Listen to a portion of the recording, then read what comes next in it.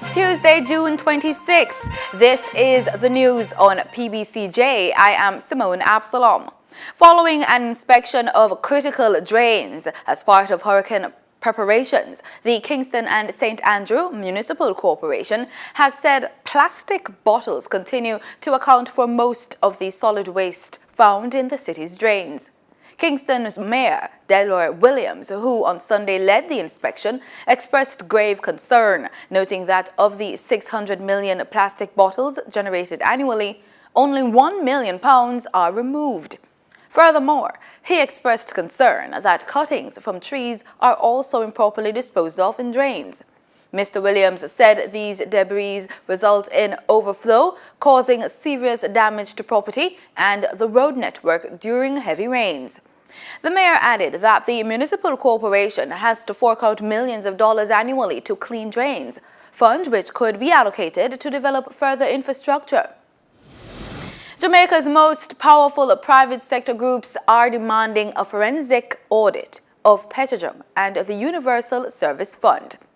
The demand came in a media release on Monday afternoon, signed by the Jamaica Chamber of Commerce, the JCC, the Jamaica Manufacturers and Exporters Association, the JMEA, and the Private Sector Organization of Jamaica, the PSOJ.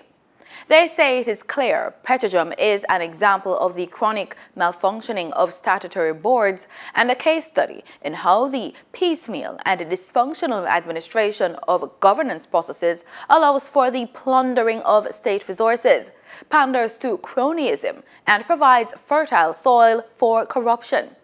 The group says, in addition to the audit of Petrojam and the Universal Service Fund, the Cabinet must take immediate steps to ensure the effective monitoring and supervision of all public boards. They say remedial action cannot be limited to repairing the deficiencies at Petrojam or a simple cleanup of the entity. According to the groups, the time is right for strong, decisive, and comprehensive action. McCook's Pen Citizens Association is denying that they wrote a letter to the state-owned oil refinery, Petrojam, rejecting a multi-million-dollar donation to fund a community project.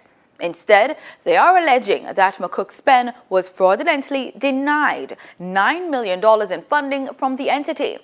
McCook's Pen is in the constituency of embattled Energy Minister Andrew Wheatley, and this development comes in the midst of growing concerns over the management of Petrojam. In May, opposition members of parliament had raised concerns over donations of millions of dollars by Petrojam to support several projects in the minister's constituency, claims that were denied by the minister. He said in 2017, Petrojam disbursed the sum of $39 million in donations to fund projects in 6 demarcated constituencies, end quote. And I'm asking the minister to confirm if 19 plus million, almost or approximately 50% of that total was for projects in his constituency. Mr. Speaker, in 2017, Homestead Primary and Sidlam Community Center benefited. The entities applied without any interference from the minister, if that is what is being implied by the member. The organizations applied, wrote their proposal, the board approved those proposals, the checks were made payable to the institutions, they implemented the projects. According to a nationwide news report, allegations are now that Petrojam stifled $9 million in financing and shifted it from a project earmarked for McCook's Pen to another community in the constituency, Sydenham. This was done by an alleged forged letter. The management of Petrojam is expected to take center stage at the House of Representatives today. There are more rumblings in the public sector in the wake of the delay by the government in granting an increase in travel and upkeep allowances. The Jamaica Teachers Association, JTA, on Monday joined the Jamaica Civil Service Association in demanding an offer from the Finance Ministry. In a statement, the JTA said it was astonished and disappointed that despite the almost weekly increase in petrol prices, the government has not treated the matter with alacrity.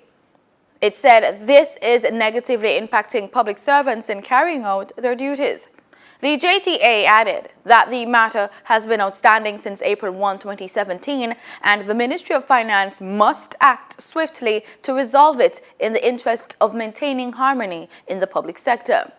News came last week that members of the Jamaica Civil Service Association were upset due to last Wednesday's missed deadline for the ministry to provide an offer for traveling allowances.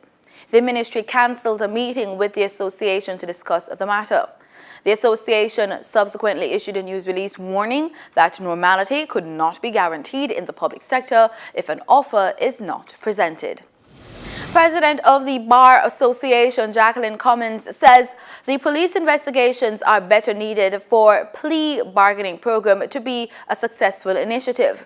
She was reacting to Justice Minister Delroy Chuck, who on the weekend expressed disappointment that the plea bargaining system introduced last year hasn't taken off as expected. Minister Chuck says they need at least 70% of the cases to be dealt with through plea bargaining in order to succeed in clearing the backlog in the courts. Ms. Cummings says 90% of the cases could be disposed of in plea bargaining if better police investigations are done. She's also calling for more training for defense attorneys in plea bargaining.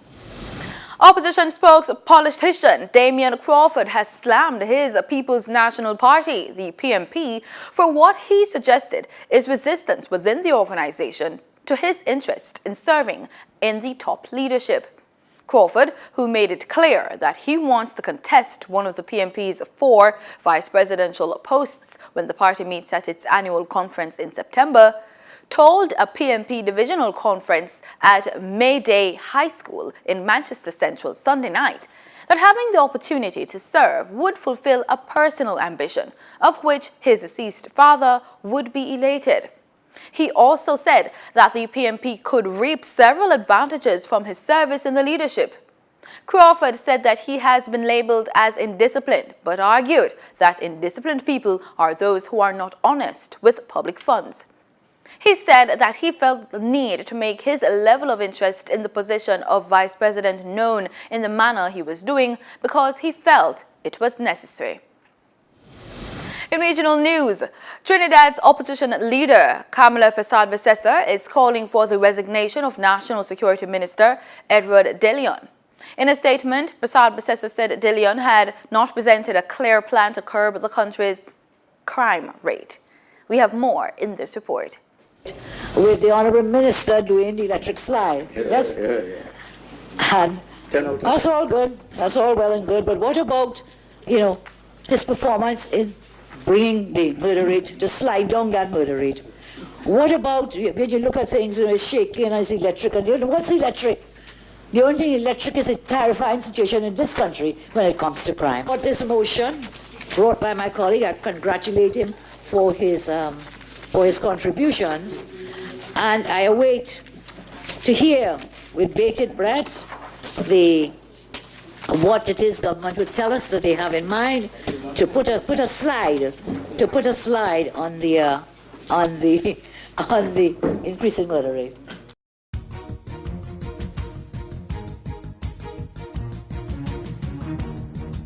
In sports, reigning national cycling champion Dahlia Palmer finished third to make the podium at the UCI Festival of Speed competition being held at Lehigh Valley Velodrome in Pennsylvania in the United States of America. The Festival of Speed is a month-long competition featuring elite-level international cyclists competing in many racing disciplines on the 300-meter high bank oval track. Palmer took third place in the Kieran Cup event, one of the highlight races of the competition. The Kieran event is a 6-lap, 2,000-meter event. And that's the news. Do stay with us. The weather report is next.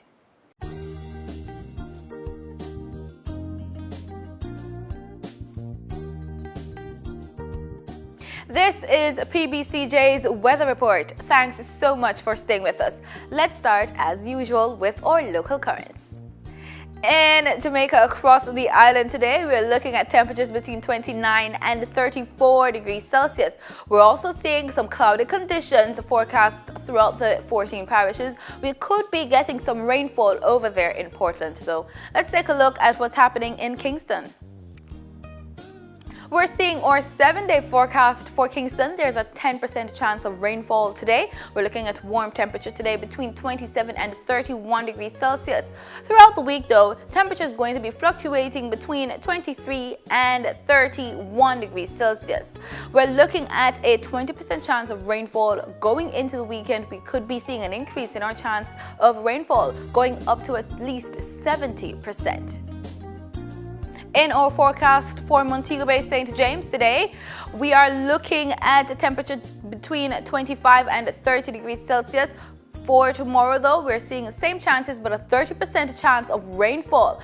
Going into the weekend, we're looking at a high percentage chance of rainfall forecast, 80%, and we're also seeing temperatures between 23 and 31 degrees Celsius on average. In our forecast for tomorrow, though, across the island, we're looking at warm temperatures between 29 and 35 degrees Celsius. We're also seeing that we could be getting some rainfall over there in Negril. We could be getting some rainfall in Ocho Rios and showers over there in Port Antonio as well. We're seeing sunny skies for the lower and central parts of the island. In our Caribbean forecast, for those of you who are traveling across the Caribbean tomorrow, if you're going to the Bahamas, sunny skies with a little bit of cloudy conditions. If you're heading over there to Havana, Cuba, you can expect some rainfall. We're looking at possibility of rainfall over there in Campeche, Mexico, and over there in Santo Domingo as well. We're seeing cloudy conditions forecast for the eastern parts of the Caribbean. And further afield to the United States we look, we're seeing Los Angeles, Miami, New York, and Atlanta. For Miami, New York, and Atlanta, tomorrow we could be getting some rainfall in certain areas. We're seeing a minimum temperature forecast 16 degrees Celsius with a high 33 degrees Celsius for those three areas. But in Los Angeles, it should be sunny out with a high 42 degrees Celsius forecast and sunny skies with a little bit of cloudy conditions. And that's it for the weather forecast. Thanks so much for making it PBCJ. Remember, we are the People's Station.